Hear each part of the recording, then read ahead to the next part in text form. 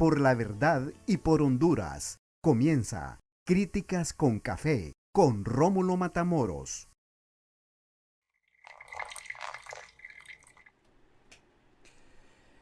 Hola, ¿qué tal? Buenas tardes, buenas noches y buenos días. Bienvenidos a Críticas con Café. Qué bueno que estén con nosotros. Hoy 3 de mayo de 2022. ¿Cómo la han pasado? Bien. Son días que se recuerdan mucho. Días que se recuerdan mucho porque una fecha como hoy, el Día de la Cruz, los que somos católicos y nos crecimos bajo el manto de la Iglesia Católica, pues celebramos el Día de la Santa Cruz. Y antes eran pencazos de agua, como decimos. Eran macanazos de agua. Decían, llegó como agua en mayo, así era cierto. El agua,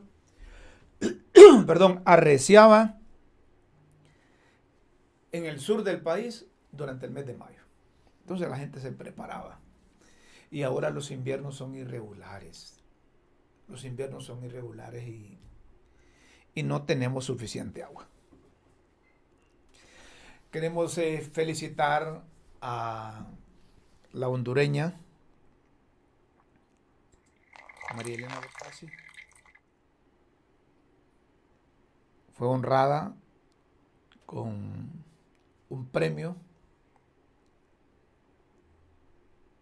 Esto fue anoche. Bilateral Chamber, Texas Children, PlotMed con el premio al liderazgo visionario en el cuidado de la salud. No es de extrañar que Honduras tuviera doble representación. Ahí estaba también el catracho José Núñez, de Metodista Institution, reconocida por su respuesta a la COVID. Así que nos orgullece María Elena Botasi, una hondureña de origen italiana, pero que nos está prestigiando. Muy bien, felicidades, doctora. A nombre del pueblo hondureño, gracias por poner en alto el nombre de Honduras. Muchas felicidades a usted y a su familia y que siga con más éxitos. Sus triunfos son triunfos para los hondureños. Enhorabuena para usted. Y también queremos felicitar a unas muchachas que es cierto que ya días ha trascendido, pero desde la universidad nos proporcionaron estas bellas jóvenes estudiantes hondureños que están al frente de un proyecto espacial para prevenir desastres naturales. Y entonces, usted que ayuda, dice que promueve, miren, le mando esto porque ahí aparece Anna Thompson, ¿verdad? Es un salto en la ciencia. 5 mujeres son las responsables de impulsar ese proyecto con la puesta en órbita del primer satélite en el marco del proyecto Morazán. Esta iniciativa, de la que participa Guatemala, Costa Rica y Honduras, diseñará, construirá y operará el primer satélite para estos fines. Así es que felicidades a Anna Thompson. ¿Quiénes son las otras muchachas que están ahí? Ahí aparece Gabriela Muñoz. Bueno, es que los de producción me dicen que conocen a estas muchachas, estas jóvenes. A Diana Rosales, allá en Estados Unidos le van a decir Diana. ¿Ah? Bueno, a María Pineda, a María José Anderson, felicidades a ustedes. Como mujeres están poniendo en alto el nombre de Honduras y lógicamente de las féminas. Y nos encanta felicitar a catrachos y catrachas que ponen en alto el nombre de Honduras. Hoy es Día de la Libertad de Prensa. Hoy es Día de la Libertad de Prensa. Día Mundial de la Libertad de Prensa. Cada 3 de mayo es una fecha en que se celebran los principios fundamentales de la libertad de prensa. Esta fecha brinda la oportunidad de evaluar la libertad de prensa a nivel mundial, de defender los medios de comunicación de los ataques sobre su independencia, así como rendir homenaje a los periodistas que han perdido sus vidas en el desempeño de su profesión. Libertad de prensa. ¿Pero qué es la libertad de prensa? Aquí los de producción nos han establecido un concepto que se denomina el derecho que tienen todos los medios de comunicación de investigar e informar sin ningún tipo de limitaciones o coacciones, como la censura previa, el acoso o el hostigamiento. En ese sentido, la libertad de prensa es una garantía constitucional fundamentada en la libertad de expresión. Todos tenemos libertad de expresión. Deberíamos de tener libertad de expresión, propia de sociedades con sistemas políticos democráticos de libertades plenas. Esto no lo pueden decir en países de corte socialista, no lo pueden decir en Nicaragua, no lo pueden decir en Venezuela, no lo pueden decir en Cuba, a manera de ejemplo. Como tal, la libertad de prensa permite a los ciudadanos la posibilidad de organizarse y crear medios de comunicación independientes del poder gubernamental, en los cuales tienen derecho de expresarse libremente y sin censura. Si se da esto aquí, esto se permite. Esto se permite. Hay algunos medios de comunicación distintos al sentir y pensar del gobierno de turno. Uno de los mecanismos más directos para amenazar la libertad de prensa es a través de la censura previa. Y la censura previa consiste en prohibir la difusión de determinados contenidos por decisión de censores oficiales, es decir, funcionarios designados del Estado para ejercer control sobre la naturaleza de los contenidos que los medios de comunicación transmiten al público. Pero les voy a decir algo, también estos censores existen en los dueños de medios de comunicación. Por eso muy temprano escribimos lo que a nuestro juicio es la libertad de prensa. La libertad de prensa en Honduras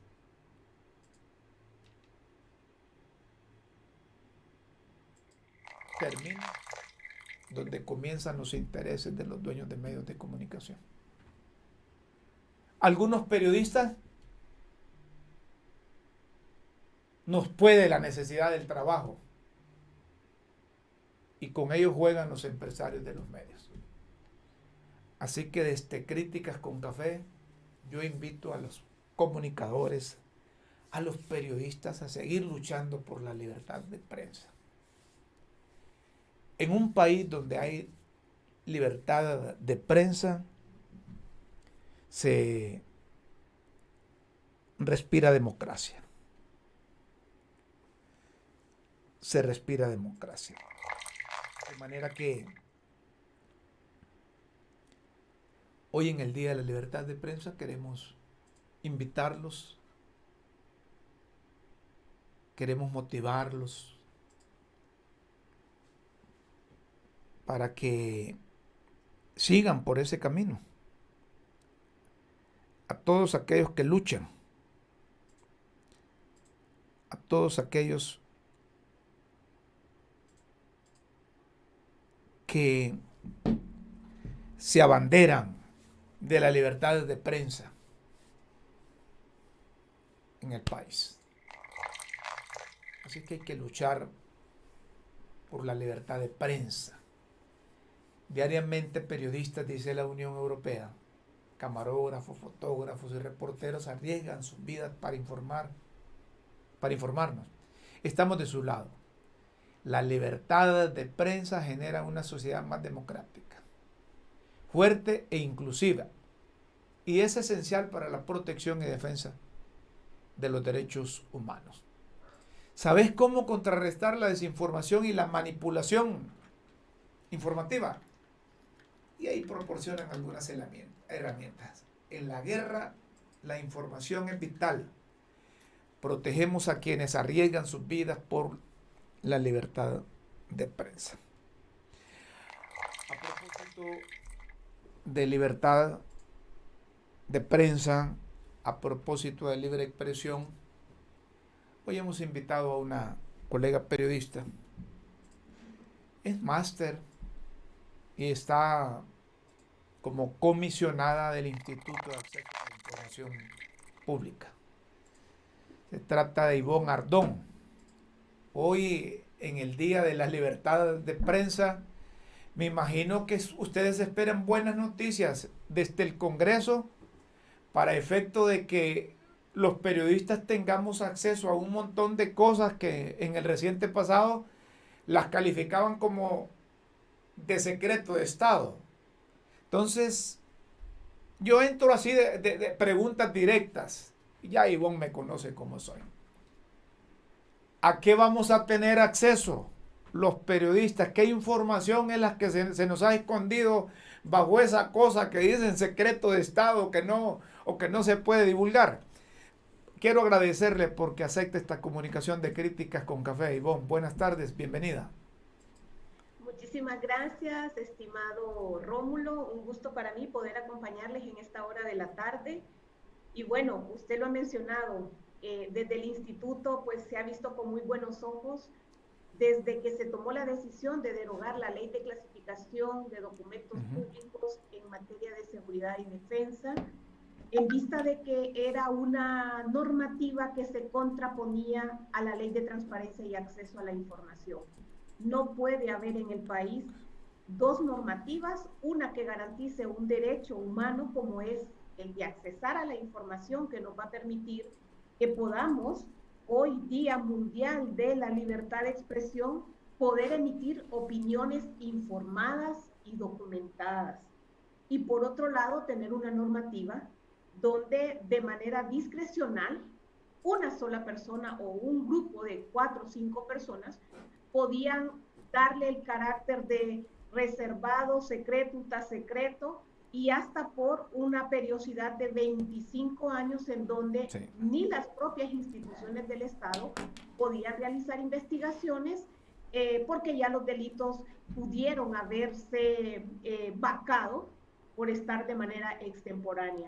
¿Qué nos va a permitir el hecho de que hayan derogado esa ley de clasificación de documentos públicos? Bueno, ahora con la derogación total de esta normativa, se va a desclasificar toda la información que estuvo cobijada bajo esa ley. Y los ciudadanos vamos a poder accesar a toda la información.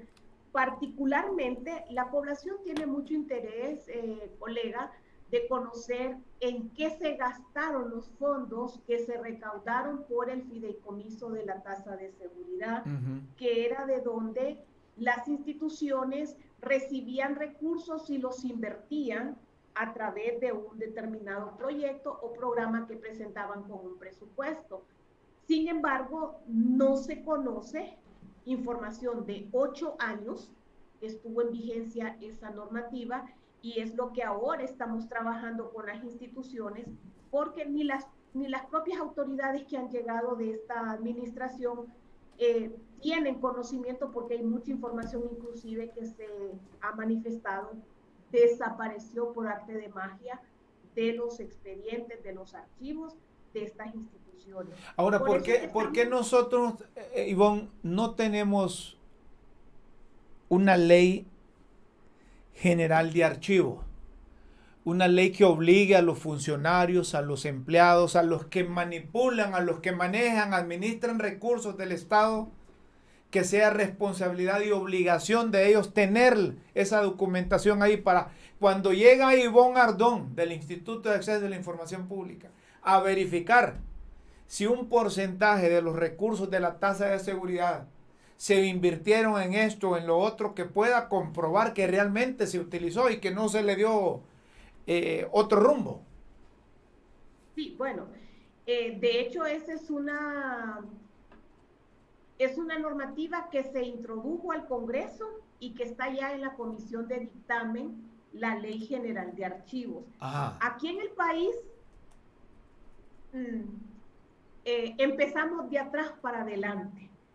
Porque antes de tener una ley de transparencia y acceso a la información, debería haber existido eso, sí. Era una ley general de archivos que protegiera la información que es generada desde las instituciones del Estado. Pero este desconocimiento, Ivonne, es desconocimiento de los funcionarios que hemos tenido, o esa con premeditación, ventaja y alevosía, como dicen los profesionales del derecho, que lo hicieron adrede para sacar provecho de todas esas cosas.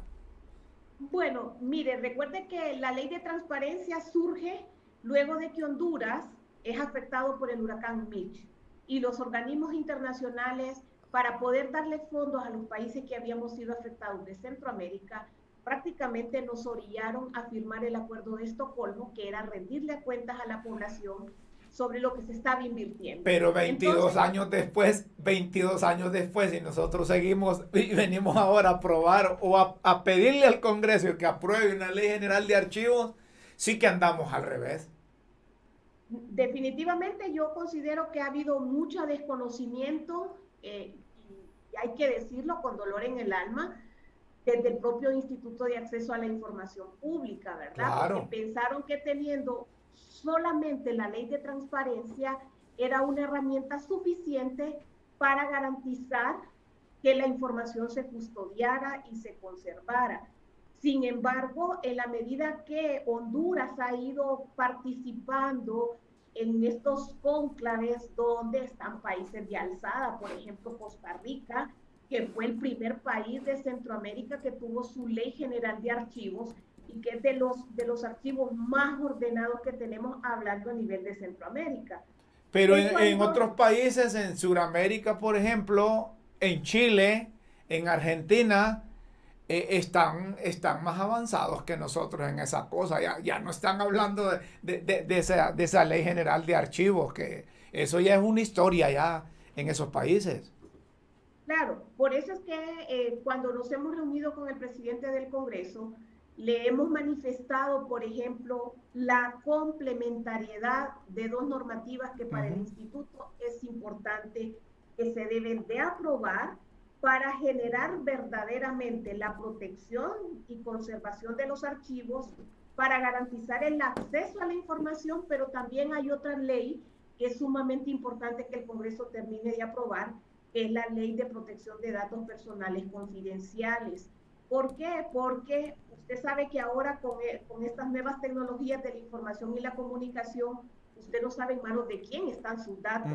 ¿Por qué? Porque no hay un consentimiento tácito e inequívoco del dueño del dato que entrega esa información. Y mire, vamos a hacer un alto porque hay que ejemplificar lo que pasa en el país con relación a la ley de datos personales y confidenciales. Usted llega a una farmacia y le dice, compra una medicina, le dice, mire, acumula puntos, le dice, entonces, me da su número de identidad, le dice, y usted solo le da el número de identidad y entonces ella le dice, Ivonne Ardón, ¿y cómo tuvo acceso, por ejemplo, esa farmacia de los datos personales suyos? Y eso sucede en los bancos, sucede en la cooperativa, sucede en la empresa. No hay ningún control. Entonces uno tiene que andarse cuidando de un montón de empresas, de negocios que le tienen la información personal y le tienen dónde vive, le tienen una información que debería ser privada. De acuerdo. Y eso es ese descontrol que hay, porque no hay una normativa que le dé suficientes dientes al instituto para poder tener registrados todos los ficheros. Y mire, y el ejemplo que usted ha puesto es lo más común que sucede.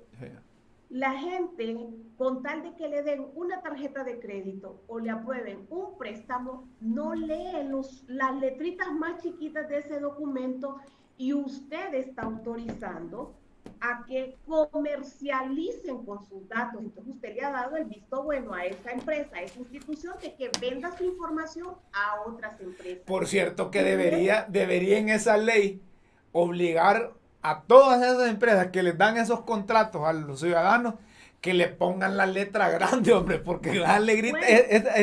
esa letrita pequeñita, usted hasta, uno que ya no mira, a los lentes no le funciona, y le ponen esas cositas así, entonces para no perder tiempo, estampa la firma. Sí, La fregada es después. exacto, pero el documento debe de ser separado, porque eso es un consentimiento. Correcto. Entonces, eso no forma parte del contrato por un bien o un servicio que yo estoy adquiriendo. Y entonces hay muchos temas en los que el instituto ha tenido que irse involucrando de manera rápida. Yo sí debo de reconocer, por ejemplo, que, por ejemplo, este tema de la ley de archivos y de la de protección de datos personales fue un impulso que hizo el pleno de comisionados que presidió la abogada Doris Madrid. Sí. Ahí empezó este tema.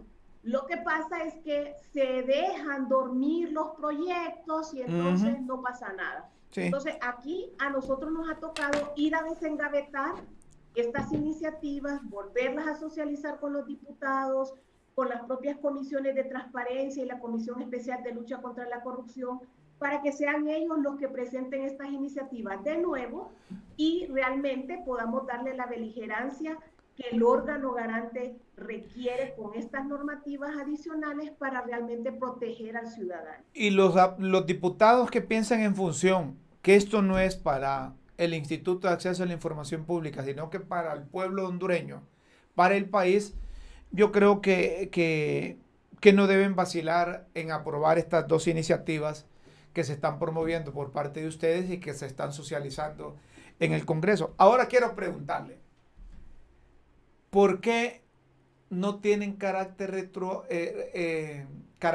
de obligatoriedad las cosas que hace el instituto?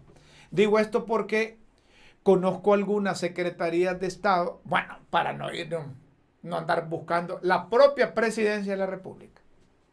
En la administración pasada, tengo conocimiento que siempre salía aplazada, no reportaba, no informaba. Y no podemos establecer un mecanismo, conseguir en el Congreso que sea coercitiva las acciones que pone en práctica el instituto para evitar de que hay un montón de gente que solo tienen los portales de transparencia, le meten lo que ellos quieren y lo engañan a uno. Entonces, no, si en el portal de transparencia la ministra tal o la presidenta tal solo gana 15,000 lempiras, 30,000 lempiras y tal vez el salario, ¿verdad?, anda por 200 y pico de mil o 150,000 o esconden un montón de información. ¿Cómo poder hacer desde el Congreso para que el Instituto de Acceso a la Información Pública, no sé, le den colmillo o que sea coercitiva? Porque si no vamos a tener un instituto que va a estar a través de los medios de comunicación, con nosotros los periodistas, haciendo esto, haciendo lo otro, y quien debe cumplir le va a valer si no hay sanciones y no hay pena. Bueno, sí tenemos un reglamento de sanciones, y estas sanciones son pecuniarias, van de medio a 50 salarios mínimos y son aplicables al titular de la institución. A ver, ya que me viene eso ahí. Penaron al expresidente de la República desde el Instituto de Acceso a la Información Pública porque no cumplió con el reglamento.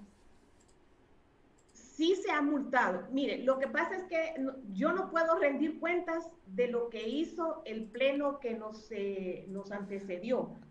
Yo puedo dar fe de lo que hemos hecho nosotros de septiembre del 2019 hasta esta fecha. Ah, bueno, pero ustedes lo sancionaron al expresidente, sí, Juan Orlando.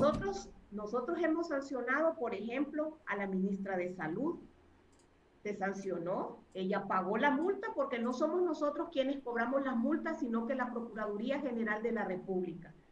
Se sancionó, por ejemplo, al exdirector de Invesache, y así sucesivamente. No, pero al expresidente se sancionó. El expresidente de la República delegó un poder en el coordinador general de gobierno, y las sanciones que el instituto aplica van a ser, se notifican en este caso, al coordinador general de gobierno para que le remita al presidente porque hay ese acuerdo de delegación. Nosotros sí hemos sancionado a las autoridades, Mire, inclusive hasta el Congreso de la República. Por eso es que el presidente Redondo está haciendo muchos esfuerzos porque él no quiere aparecer en la lista. pagando multas. No puede Claro. aparecer en la lista de pandos, ¿verdad? Entonces, pero yo, más allá de que exista un mecanismo coercitivo, esto es un tema de compromiso como ciudadano, Rómulo. Debería. Porque cuando uno asume una posición en la administración pública es para servir y no para servirse. Y debemos de construir en los momentos que tenemos la oportunidad mejores estructuras de lo que nosotros nos hemos quejado que deben de ser mejoradas. Y por tanto, siento que esto no solamente un compromiso de institución, sino que también un compromiso de persona. Y esto es lo que va a hablar bien o mal de un buen servidor público. Y también yo sí considero, por ejemplo, necesario que el Congreso también discuta una iniciativa que presentó la diputada Fátima Mena, que ya está en la Comisión de Asuntos Constitucionales, de elevar a rango constitucional el instituto. Porque si no, cada administración que llega se le ocurre montarle una paralela al instituto y no pasa nada, ¿verdad? Entonces, también estamos violentando la propia ley de la administración pública que ya nos dice que no se deben de estar generando instituciones cuando ya existe una que está realizando esas funciones y tiene esas competencias. Al elevar a ese rango constitucional el instituto, usted le está dando fortaleza al órgano garante, pero además de esa fortaleza política reglamentaria, también que vaya acompañada de la parte presupuestaria, porque el instituto, para todos sus radioescuchas y para usted, imagínese que se creó en el 2006 y el instituto nunca ha podido obtener un presupuesto arriba de 38 millones de lempiras y tenemos que vigilar a más de 450 instituciones que manejan recursos del Estado. Y hay un déficit porque el instituto tiene la obligación también de auditar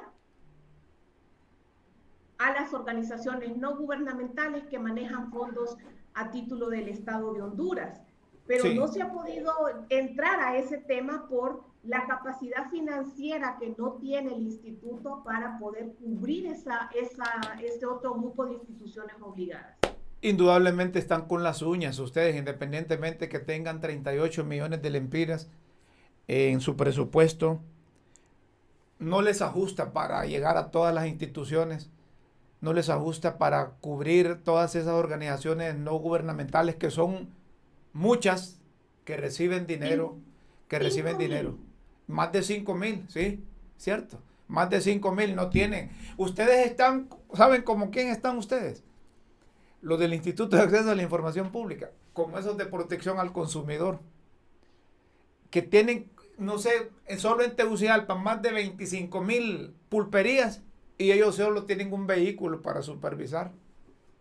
No tienen suficiente recurso económico, humano, no digamos material. Yo creo que ahí sí estoy de acuerdo que el Instituto de Acceso a la Información Pública debe asignársele no solo de herramientas legislativas, sino que también el presupuesto, porque ahí le dan gato por liebre a ustedes, porque imaginen, ¿cuánto es el personal que tiene el Instituto de Acceso a la Información Pública a nivel nacional? Bueno, no hay a nivel nacional, solo somos 66 empleados. Y muy... necesitamos ya empezar a regionalizar para poder tener oficinas por lo menos en un corredor que nos permite estar cerca de los municipios, de las organizaciones de sociedad civil y que realmente podamos generar transparencia activa, reactiva y proactiva. Es cierto que la tecnología le permite a uno estar en cualquier parte del país, pero no es lo mismo, como dicen unos amigos sacerdotes, no es lo mismo la misa de cuerpo presente, ¿verdad? Ahí tienen que estar ustedes, imagínense cuántas ONG están diseminadas a lo ancho y largo de todo el país. Y ustedes no pueden, sí, tal vez van, ¿verdad? Pero no pueden estar constantemente supervisando, inspeccionando, verificando si los recursos del pueblo hondureño están siendo bien administrados por esas organizaciones no gubernamentales. Necesitan que se les inyecte más presupuesto. Entonces ustedes solo esperan del Congreso hondureño la Ley General de Archivos y la Ley de Protección de Datos personales y confidenciales. Ya con eso... Y que se eleve a rango constitucional. También, que eleve a rango constitucional. Eso le daría más fuerza, más colmillo al Instituto de Acceso a la Información Pública. Y esas instituciones que han creado el gobierno de la República, y ustedes han tenido acceso a información, en el caso del vicepresidente de Salvador Narrala, que tiene su propio gabinete ahí, distinto al de la presidenta de la República. Han tenido acceso, cuántos empleados tiene, de dónde le van a pagar a esa gente o cómo es. Porque lo escuché la otra vez decir, nosotros vamos a mantener esto con cooperación internacional, dice. Vamos a tener a alguien aquí encargado de la corrupción y ya no hay una secretaría contra la corrupción. Y entonces, ¿de qué estamos hablando? Y esas cosas no investiga el Instituto de Acceso a la Información Pública. Bueno, en este caso, como los designados presidenciales forman parte de la estructura del Ejecutivo, ¿sí? O estructuralmente así es. Correcto. Ellos no son una institución separada. Ellos pertenecen ya al Poder Ejecutivo, Presidencia de la República. Entonces, todos los empleados que tengan asignados los designados presidenciales entran en las planillas que presenta la Presidencia de la República. Ellos sabrán de qué renglón, de la 100 o de la 200, si es por contratos, dónde están haciendo esas erogaciones presupuestarias. Es decir, que eso es con el visto bueno de la Presidenta de la República, que el designado presidencial tiene su propio grupo ahí. Su staff, sí, debe de tener su equipo, pero el sueldo se lo paga la Presidencia de la República, así como les paga el salario a los designados presidenciales. Ahora, hay otro tema que es bien importante también, que la población lo conozca. Todas las donaciones que el Estado de Honduras recibe, también una vez que ingresan al Estado se convierten en fondos públicos. Claro. Y por tanto, también se debe de rendir cuentas de esas donaciones. Esto lo dice usted, a ver si le he interpretado, lo dice usted por aquello de que el designado presidencial dijo que iba a recibir donaciones, cooperación, colaboración, ayuda exterior. Eso automáticamente pasa a formar parte de los ingresos del Estado, ¿verdad? Por supuesto.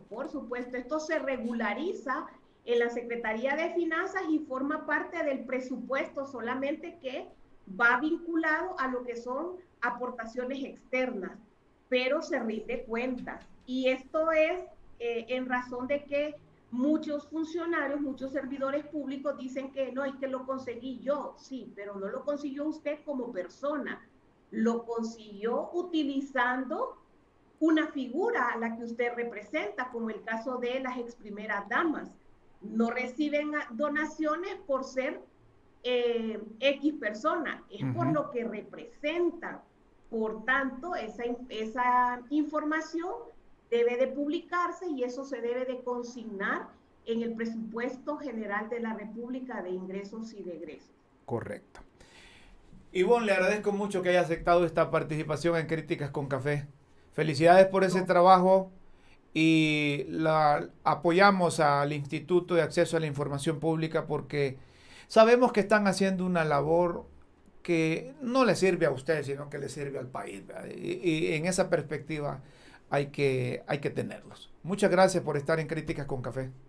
No, un gusto para mí poder acompañarlo y bueno, cuando usted considere oportuno volvemos a comparecer para contarle otras cosas que estamos haciendo desde el instituto para apoyar al resto de los poderes del Estado, porque realmente estamos preocupados cuando vemos las evaluaciones que están saliendo ya de lo que fue la administración anterior y que Honduras desafortunadamente sigue saliendo mal evaluada. Es pena ajena porque uno posiblemente no pertenece a ese poder del Estado, pero como hondureños nos sentimos tristes de ver cómo en niveles de transparencia y acceso a la información todavía nuestros niveles de cumplimiento son bastante malos. Así que estamos haciendo este esfuerzo y con el apoyo de los periodistas hacemos ese énfasis en la ciudadanía de que busquen información, que hagan solicitudes de información, porque es de la única manera en que nos vamos a poder dar cuenta si las instituciones están atendiendo a los ciudadanos de manera correcta y efectiva. Perfecto, muchas gracias. Ivonne Ardón, comisionada del Instituto de Acceso a la Información Pública, por estar con nosotros. Nos vamos a separar unos instantes y luego vamos a volver porque la ENE, la Empresa Nacional de Energía Eléctrica, ha pasado a un plano diplomático. Hay cruce de información entre la Embajada de los Estados Unidos acreditada ante Pueblo y Gobierno de Honduras y el Canciller de la República. En unos instantes aquí en Críticas con Café. Seguimos, señoras y señores, en Críticas con Café. Qué bueno que nos sigan a través de las redes sociales, por el podcast de LTV, por YouTube, por Facebook Live. Y a partir del próximo lunes estaremos en LTV de 9 a 10 de la mañana, junto a Guillermo Jiménez, Beatriz Valle y Esenia Torres. Estaremos en LTV a partir de las 9 de la mañana, de 9 a 10 a partir del próximo lunes. Miren ustedes lo que hemos venido hablando. Ahí está. Gracias. Muy bien. Están en clase ahí. Están en clase. Muy bien. Más adelante lo volvemos a poner. ¿Hasta dónde ha llegado la crisis de la Empresa Nacional de Energía Eléctrica? No solo la inconformidad de los usuarios, la inconformidad del gobierno de turno, la inconformidad de los empresarios, de los generadores de energía, de los ODS, de los que están administrando el despacho de la energía, sino también que llega a la parte diplomática. Y la embajadora de los Estados Unidos, acreditada ante Pueblo y Gobierno de Honduras, la embajadora de los Estados Unidos, la embajadora de los Estados Unidos. Muy bien, ahí está. Laura Dogu escribió en su cuenta oficial de Twitter: la reforma energética es crítica para el desarrollo económico. La reforma energética es crítica para el desarrollo económico. Repito, la reforma energética es crítica para el desarrollo económico. Estamos, dice la embajadora Dogu, analizando la propuesta energética y como escrito nos preocupa el efecto que tendrá sobre la inversión extranjera y la independencia de la agencia reguladora. Estamos analizando la propuesta energética y como escrito nos preocupa el efecto que tendrá sobre la inversión extranjera y la independencia de la agencia reguladora. ¿Cuál es la preocupación de la embajadora de los Estados Unidos? Lo que advertíamos, la inversión, el justiprecio o el precio justo, que es sinónimo de que el gobierno le quite la empresa al inversionista. Entonces, cuando la embajadora Laura Dogu dice que están analizando la propuesta energética y como escrito nos preocupa el efecto que tendrá sobre la inversión extranjera y la independencia de la agencia reguladora, Aquí este tweet inmediatamente llegó a Casa de Gobierno. Y los asesores y la propia Presidenta de la República le giraron instrucciones al secretario de Relaciones Exteriores, al embajador Enrique Reina, el secretario de Relaciones Exteriores, el canciller hondureño. Y ahí en Casa de Gobierno le dijeron, mire, conteste a la embajadora, que parece que es una intromisión del gobierno de los Estados Unidos con las decisiones que competen única y exclusivamente a Honduras. Entonces escríbalo en los términos ahí. Entonces vino el embajador, no el canciller, y le escribió al embajador: señora embajadora, usted ha sido recibida con los brazos abiertos. Oigan ustedes, señora embajadora, no se olvide que aquí la recibimos con los brazos abiertos. La reforma energética es urgente como Estado. Combate una situación heredada de corrupción y pobreza. Y va la parte entre líneas, la parte que deben interpretarla bien. Nos preocupa su desacertada opinión sobre política interna. Oigan ustedes, no, como son diplomáticos, no le dicen así, ¿verdad? Que les preocupa su desacertada opinión sobre política interna, la que no contribuye a las buenas relaciones con Estados Unidos. Miren, yo no había leído en los últimos meses un cruce de comunicación. Primero la embajadora de los Estados Unidos, refiriéndose a la reforma energética, que es crítica para el desarrollo económico. Esto es hora que ya el Departamento de Estado, ya la gran nación del norte, ya el presidente Joe Biden, ya se dan cuenta de esta cosa.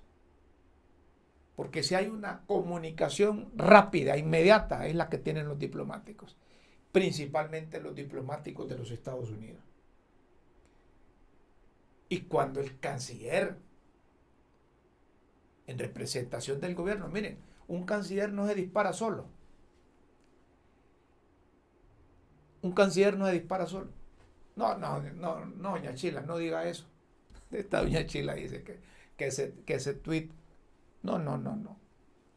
Sí, me da ganas de reír porque dice que lo hizo el expresidente de Ecuador, Correa. No. Él no llega a esas cosas. Esto es la posición del gobierno. Es decir, ni siquiera es de don Enrique Reina como canciller, es posición del gobierno con relación a la comunicación pública de la embajadora Dogo. Cuando dice, nos preocupa su desacertada opinión sobre política interna, la que no contribuye a las buenas relaciones con Estados Unidos. Miren, eso es una advertencia. Es una velada amenaza diplomática. Que el secretario de Relaciones Exteriores le hace a los Estados Unidos a través de la embajada. La embajadora de los Estados Unidos seguro debe recibir comunicación de inversionistas de su país que podrían correr igual suerte que empresarios generadores de energía. Entonces, cuando en esa ley de energía, general de energía eléctrica, establecen el justiprecio, se lo repito,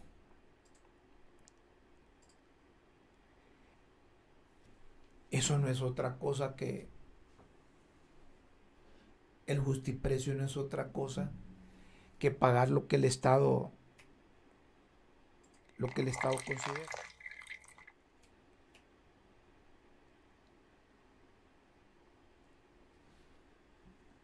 permite el tweet. Eso es un diputado que escribe de diputado. Dice que después de aprobar la ley vamos a analizar su análisis. Es un pobre. No sé, esta no sea la cuenta, ¿cómo es que le llaman? Esas cuentas que no son las originales. Producción.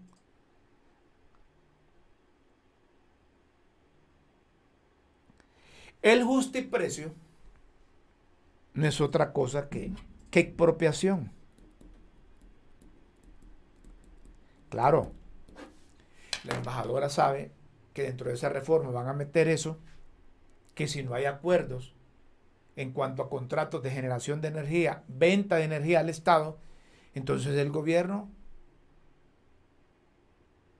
se va a ir por lo que establece la ley hondureña. Ya eso no es viejo, el justiprecio.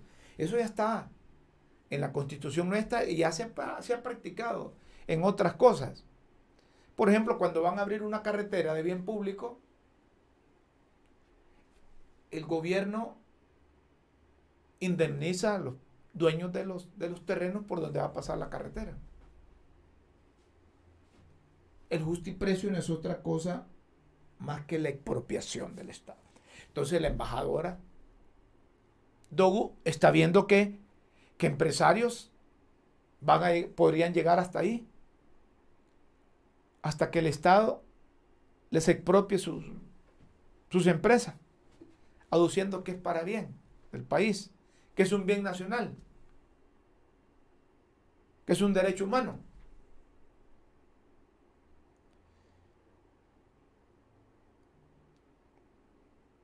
Miren, si la luz es derecho humano, el agua también. Entonces, todas aquellas empresas particulares de agua van a ser expropiadas si el Estado quiere. ¿Verdad? Y entonces van a declarar derecho humano en Honduras un montón de cosas y también van a decir que las textileras en Honduras es un derecho humano porque sirve para hacer telas y confeccionar y que no pueden andar desnudas. Entonces también hay que expropiarlas. Después van a decir que las empresas de comunicación también, la libertad de prensa, la libertad de expresión por medio de los medios de comunicación son derechos humanos, entonces van a expropiar también los medios de comunicación. Hay que prestarle atención a esa cosa. Repetimos, si se han registrado atrocidades en cuanto a robos y algunos generadores de energía nunca se les cruzó por la mente que iba a llegar este día en donde un gobierno iba a sacar las cuentas y el gobierno ve que no le cuadran las cuentas, entonces va por ese proceso. Cuando la embajadora dice eso, está pensando en función de la inversión y consecuentemente de la parte macroeconómica o económica del país. ¿Qué país en el mundo ha desarrollado la economía o las finanzas sin la libre empresa?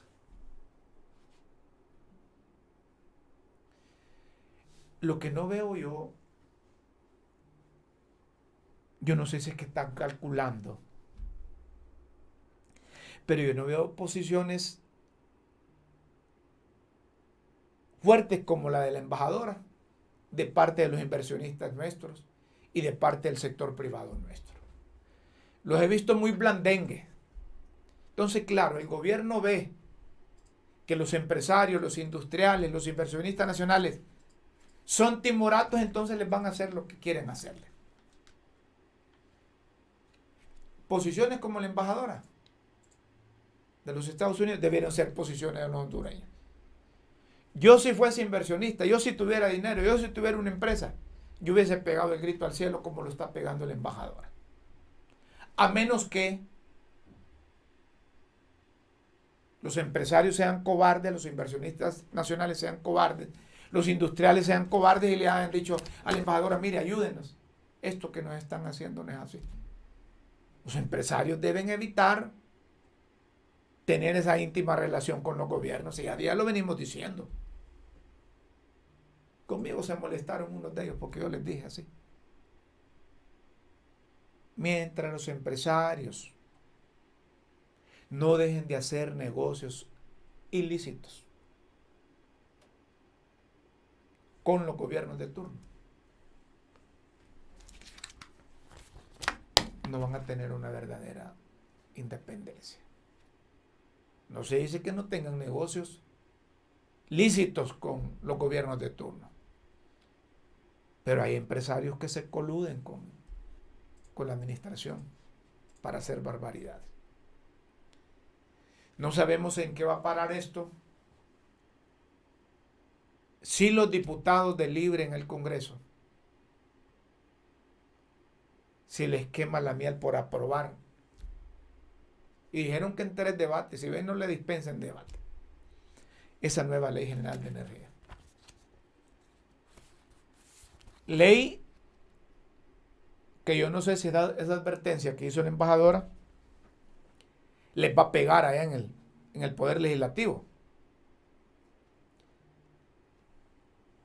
O se van a hacer los locos ahí y le van a entrar rápido.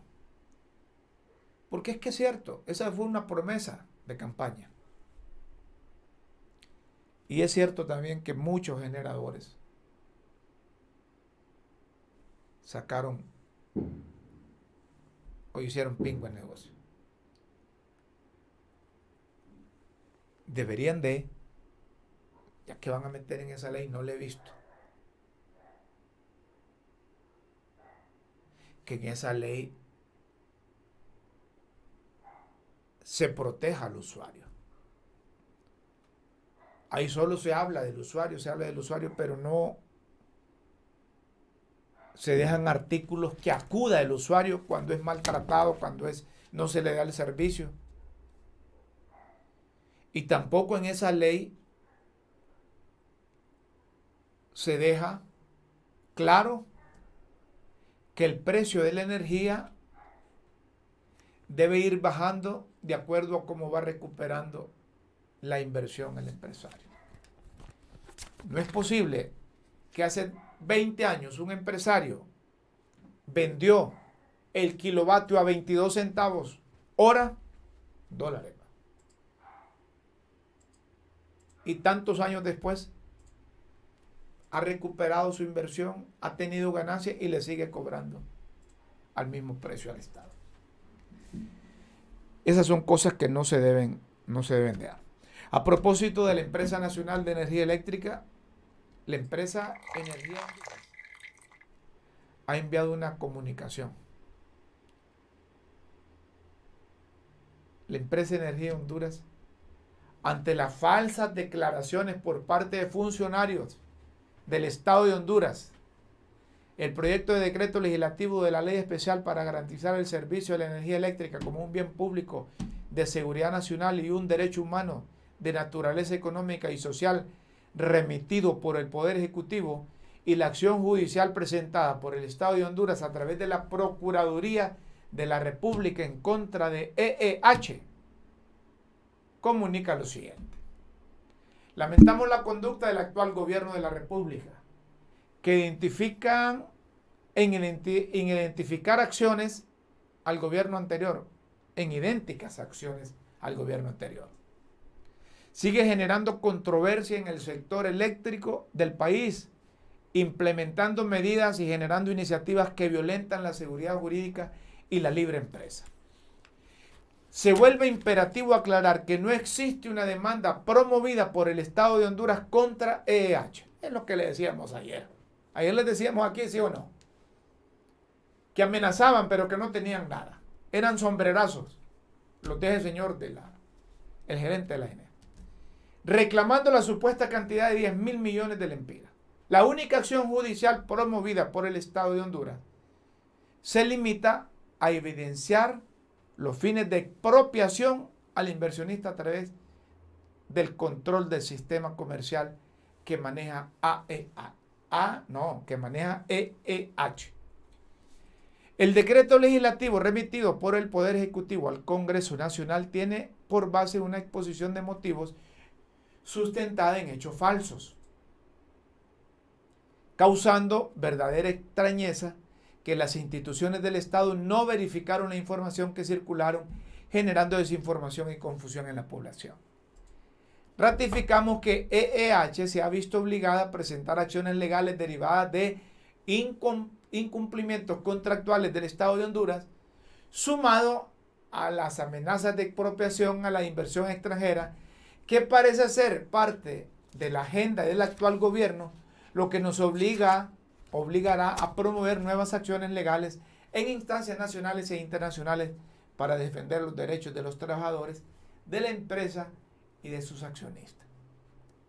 Solicitamos que se respete la estabilidad de más de 2.000 familias hondureñas que dependen del proceso de generación de empleo por parte de EEH, sobre todo en este momento de profunda crisis económica que vive el país. A pesar de los múltiples atropellos durante el desarrollo del proyecto, reiteramos nuestro compromiso de continuar con la ejecución del mismo. Ratificamos nuestra disposición para entrar en un diálogo respetuoso y sincero con las actuales autoridades, considerando que a la fecha existen múltiples compromisos pendientes de cumplimiento por parte del Estado de Honduras, tanto de carácter técnico y financiero y legal. Bueno, pero hay que decir también que esta empresa no le cumplió al Estado.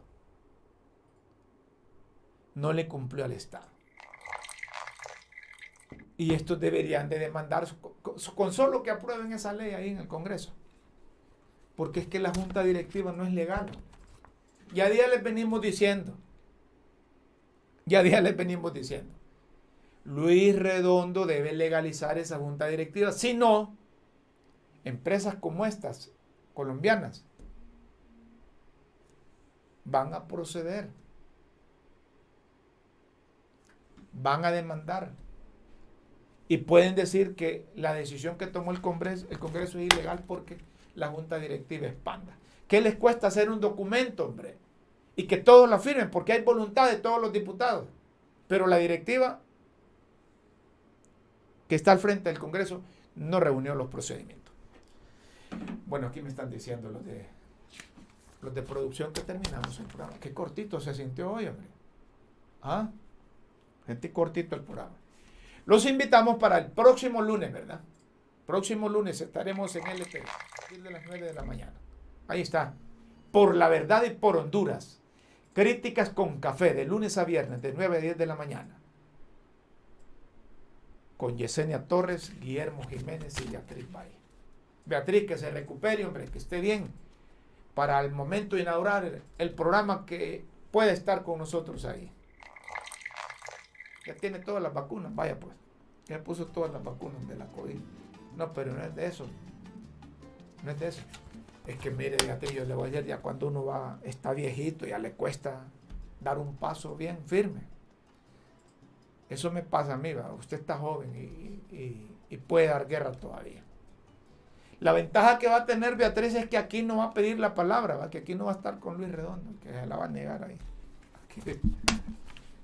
Aquí la va a tener. Señoras y señores, tenemos que terminar el programa. Los invitamos para que mañana, a partir de las 5 de la tarde, sintonice Facebook Live. Que nos siga por YouTube, por el podcast de LTV y pueda compartir con nosotros sus puntos de vista, sus análisis, sus opiniones relacionados con los temas de la vida nacional. Nos vamos con Dios siempre en vuestras mentes y en nuestros corazones. Buenas tardes, buenas noches, buenos días.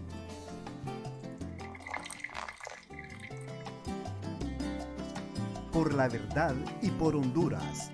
Finaliza Críticas con Café con Rómulo Matamoros.